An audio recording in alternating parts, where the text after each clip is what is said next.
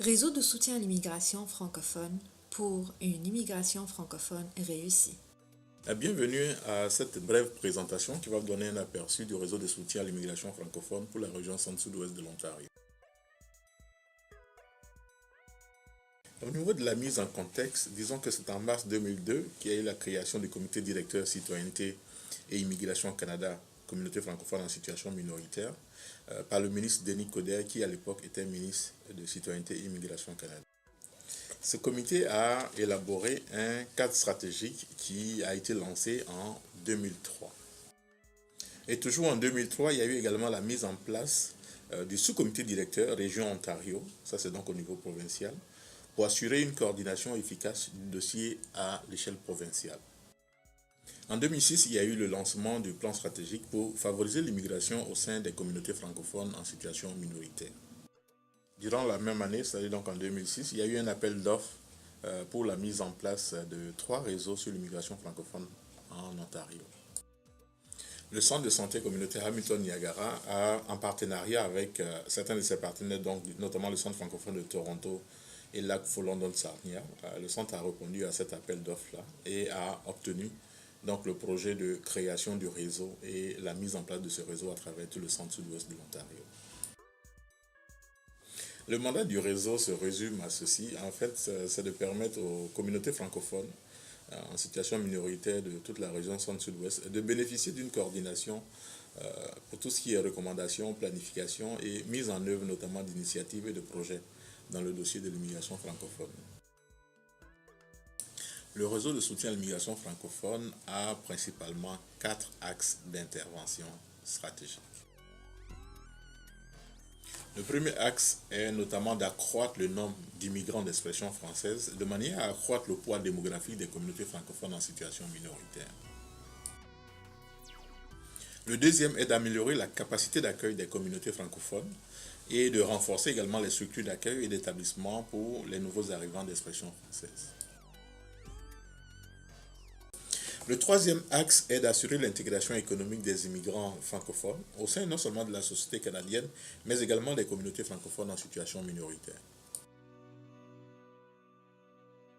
Le quatrième et dernier axe d'intervention est celui d'assurer l'intégration sociale et culturelle des immigrants francophones, non seulement au sein de la société canadienne, mais également des communautés francophones en situation minoritaire.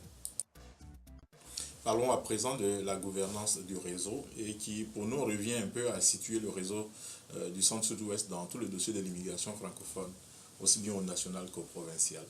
Au niveau national, nous avons un comité conjoint, CIC, communauté francophone en situation minoritaire, ainsi qu'une table nationale en immigration francophone qui est la partie communautaire. Au niveau provincial, nous avons le sous-comité directeur qui donne les grandes orientations aux 3 réseaux de l'Ontario. C'est également ce sous-comité directeur-là qui élabore tout ce qu'il y a comme priorité pour ce qui est de la province. Et spécifiquement pour le réseau du centre-sud-ouest de l'Ontario, nous avons des comités en immigration qui sont dans différentes localités, Windsor, London, Hamilton, Niagara et Peel.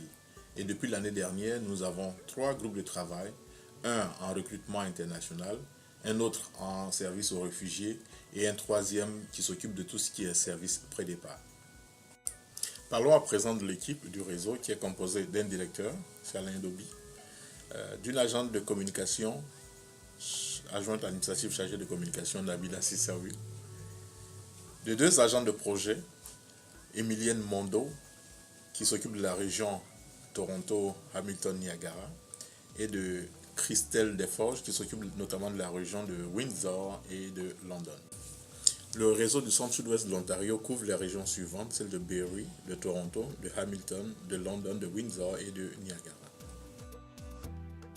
Le dossier de l'immigration francophone étant un dossier transversal, une intégration réussie d'un immigrant passe par la satisfaction d'un ensemble de besoins qui relèvent de domaines d'activité qui sont différents et que cible donc le réseau.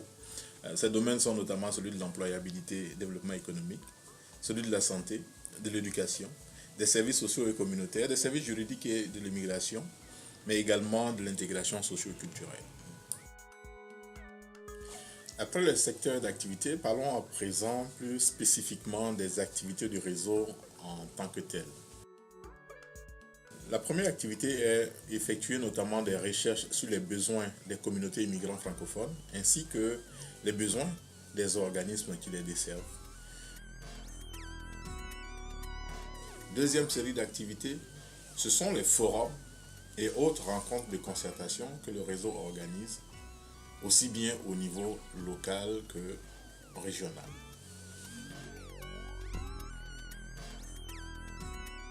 Ensuite, nous avons notamment la mise en œuvre des stratégies de partenariat, qui sont des partenariats qui sont destinés à favoriser et à faciliter l'intégration économique, sociale et culturelle des immigrants dans leur communauté.